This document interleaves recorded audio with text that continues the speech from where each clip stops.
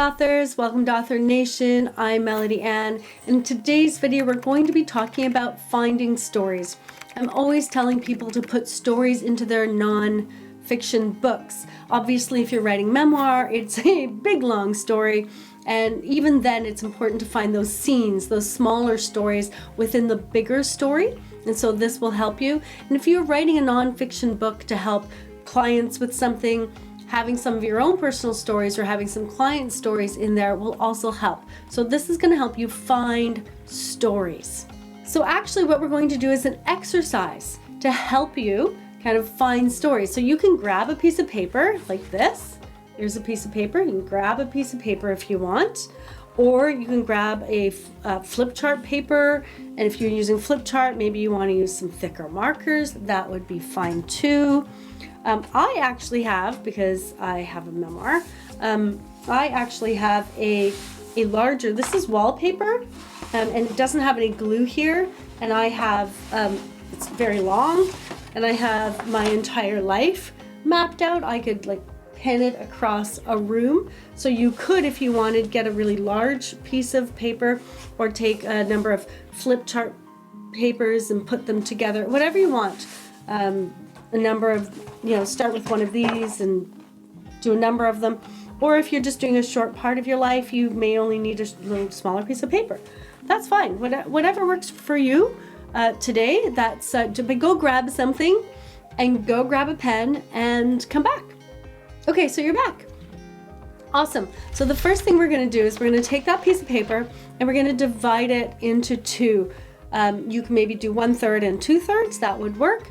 So 1/3 at the top, 2/3 at the bottom. You can do that by folding it, by drawing a line, a raggedy, imperfect line, or you can spend as long as you want. Just hit pause and make the perfect line if you are a perfectionist.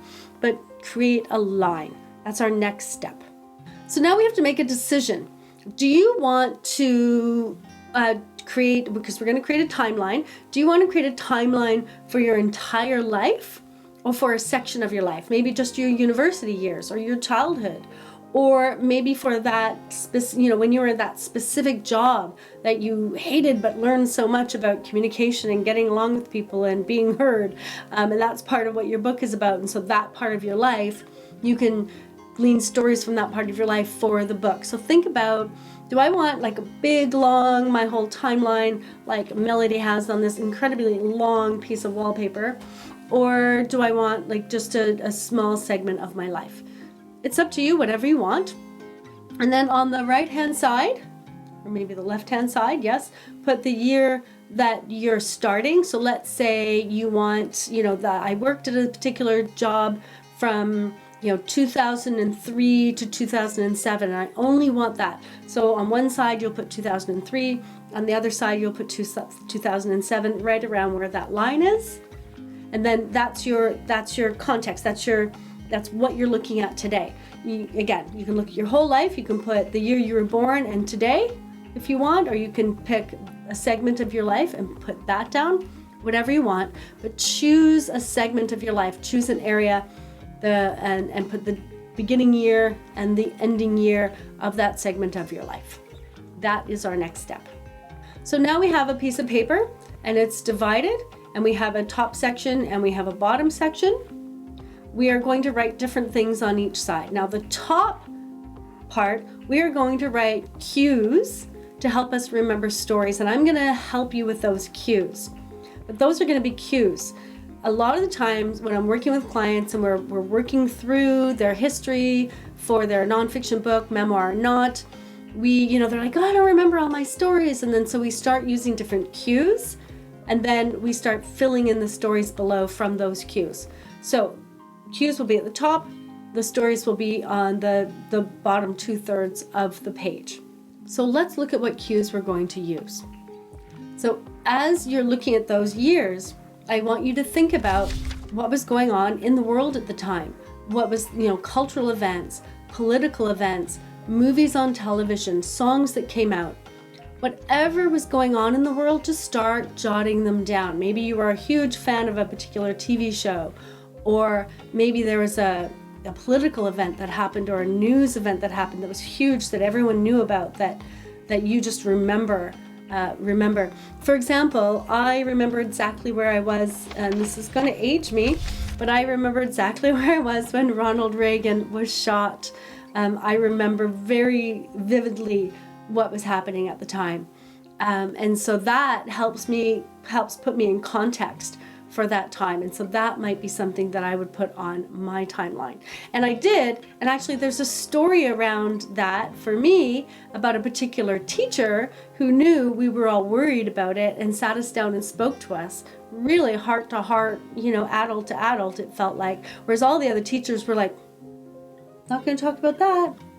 So I actually have a story that came out of remembering, oh yeah, that was a big event, Reagan. And then it sparked this memory in me about this particular teacher who was one of those, those teachers, those like, oh my gosh, super awesome teacher. And so start writing down, let's see, like movies, songs, TV shows, political events, cultural events, tours, music, like concerts, political events, anything. Just start writing things that happened in your world at that time. Okay, let's start getting a little bit more personal. Under that, at the time, you're going to talk about what school you were at, if you were at school, what job you were at, what relationship you were in, who your best friend was, what pets you had, what celebrations you went to, were there big family events, was there family reunion around that time? Start thinking about those events and start marking. We're still on the top third of the page. Start marking all of those events in. As you're doing this, if stories pop up in your head, for example, I know where I was when Reagan was shot. I would then, I remember that story. I'll go to the second half of the page and I will write in, when Reagan was shot, my history teacher was the only teacher who really spoke to us. Just one sentence, so that later I can come back to that one sentence and like, oh yeah, I remember that story, and now I can write the story. And so as you're going through on the top, writing things out, if events and scenes and stories and anecdotes or examples or whatever you want to call them come to mind, they don't have to be, oh, I think this is a story, or I don't think this is a story. We're not there. We are not judging ourselves right now. We're just, oh, I remember that happened. It could be just like a quick conversation you have with someone. Start writing down those more specific things on the lower half of the page. As you're writing on the top half, it will cue you, and you start writing those stories or story ideas or story possibilities or small examples, conversations that you remember on the lower half of the page. And so take, let's say, 5, 10, 15 minutes, 30 minutes, however long you want to do that. Just writing in the cues at the top and the story possibilities, story ideas, dialogue, snippets at the bottom. And when you've done that, you can look at what you have at the bottom and you can say, oh yeah, I think that is a story, or I think that's something that happened that would fit into the nonfiction book I'm writing. If it's not memoir, because if it's memoir, it's different, but that story will fit into the nonfiction. You can pull that out and you can start developing the story. I have videos on how to develop your stories.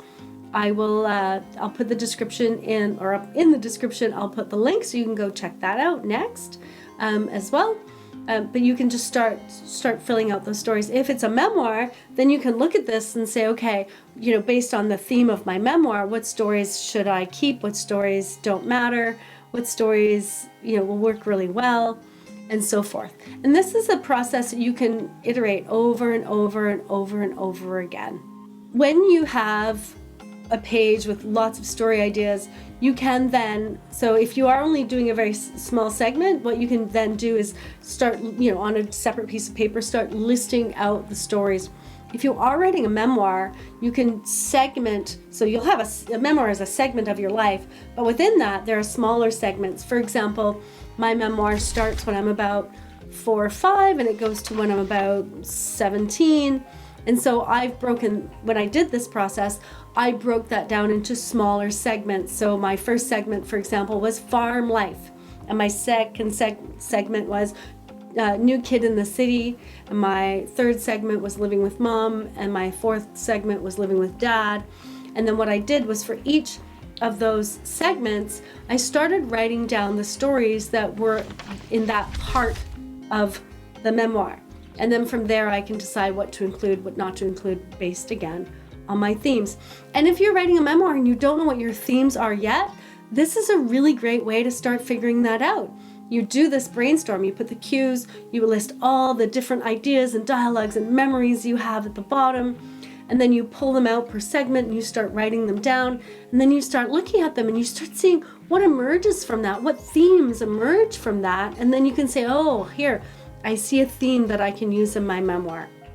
And so that's another way you can use your timeline to help develop out individual stories for a specific nonfiction book, or for a show if you're on a storytelling show, or to figure out where things fit into a memoir. There are lots of ways to use this timeline.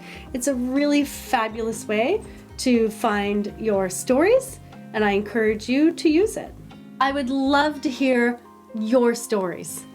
So if you have some great stories to share, just drop them in the comments, or, do a video. Just make a video of a story and then post it on Facebook or Instagram or social media somewhere and tag me. You can tag me at AuthorNationTube, or you can tag me. My personal is OMelodyAnn on Instagram.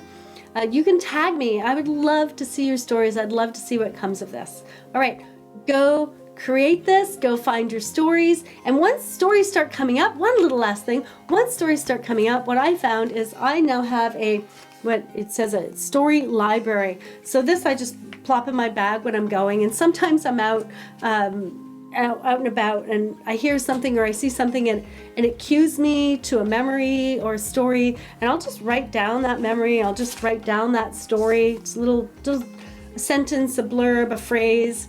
And then later on when I'm looking for stories to tell, because I do tell stories, I don't just write, I also do oral storytelling.